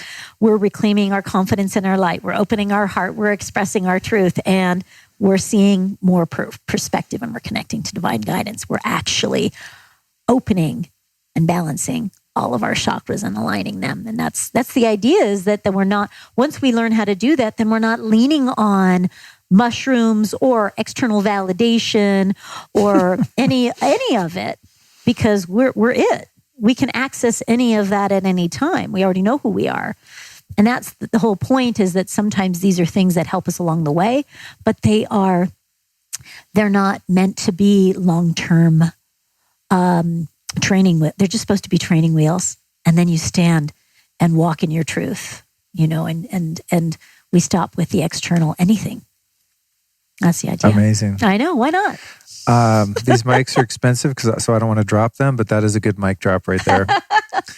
Yeah, it's a beautiful, beautiful way to wrap this up. I want to thank you for inviting me into your home and being so gracious and feeding us the other night, and just being a really warm-hearted receiver of us in this this town of 10,000 folk here. And I didn't know anyone here.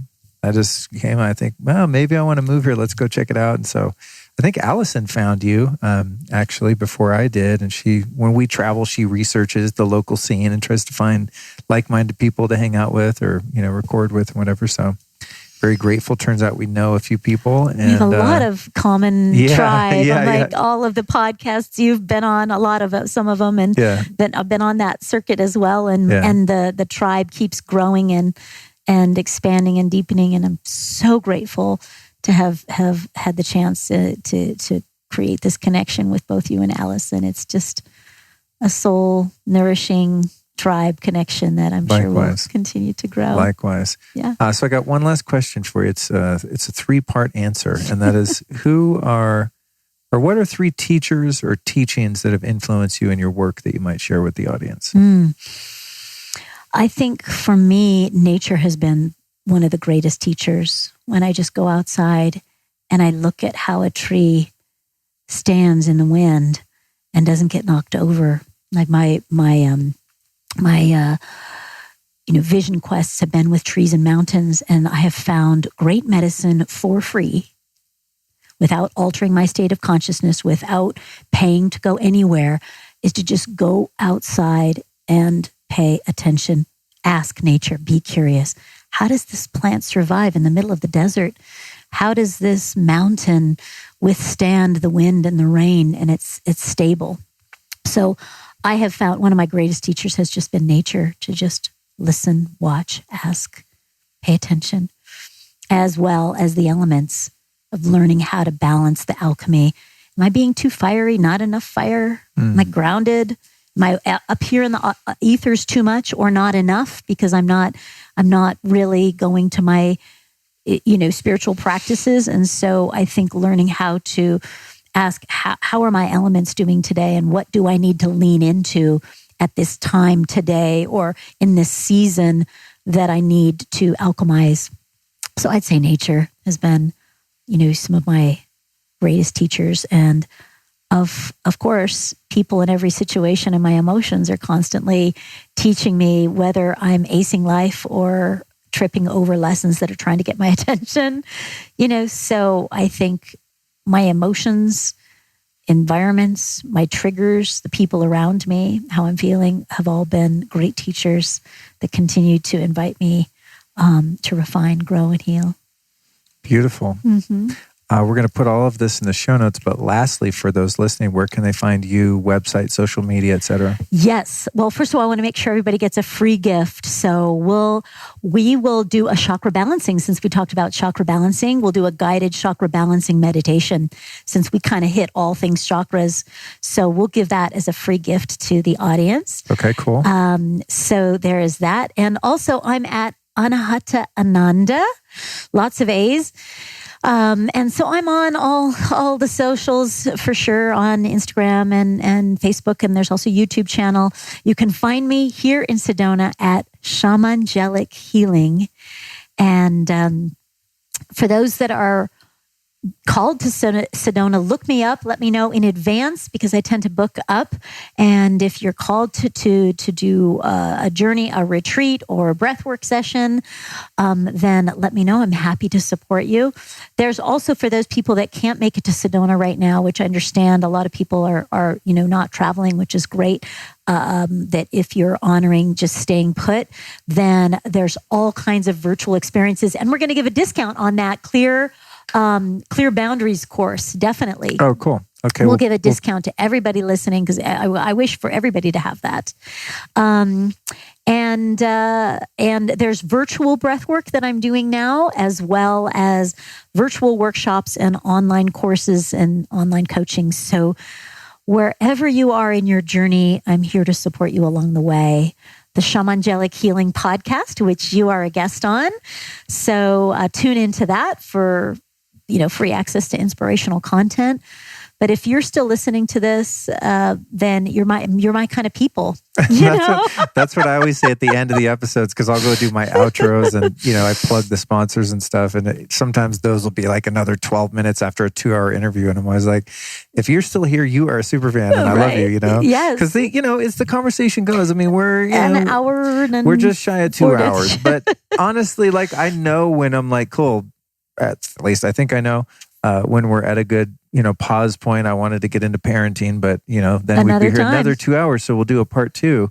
But I thank you for your work and all the offerings. And for those listening, we're going to put all this stuff in the show notes. You can get the show notes emailed to you by going to lukestory.com/newsletter, lukestory.com/newsletter. I promise not to spam you, but I will send you all of the relevant links and links to the transcripts every week.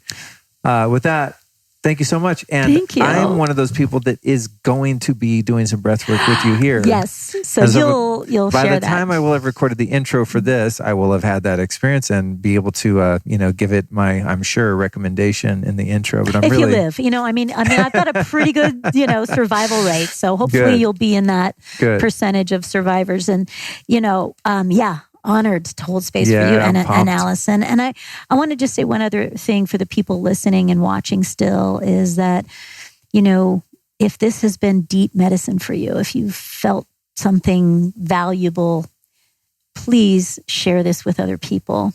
You are doing such amazing work, and the effort that goes into putting together a conversation like this, all of the tech that you invest in, the time, the production, the more people that can hear it, the better. And I know you have a huge audience, and just inviting people watching and listening to also share it so that other people can continue to hear about wonderful conversations and all of the beautiful magic that you're bringing out. I have such deep reverence for the work that you do and what a beacon of light that you are and the path that you walk. And thank you for bringing your medicine. Thank you. And thank you for encouraging people to share it. Now, I don't have to say that in the outro.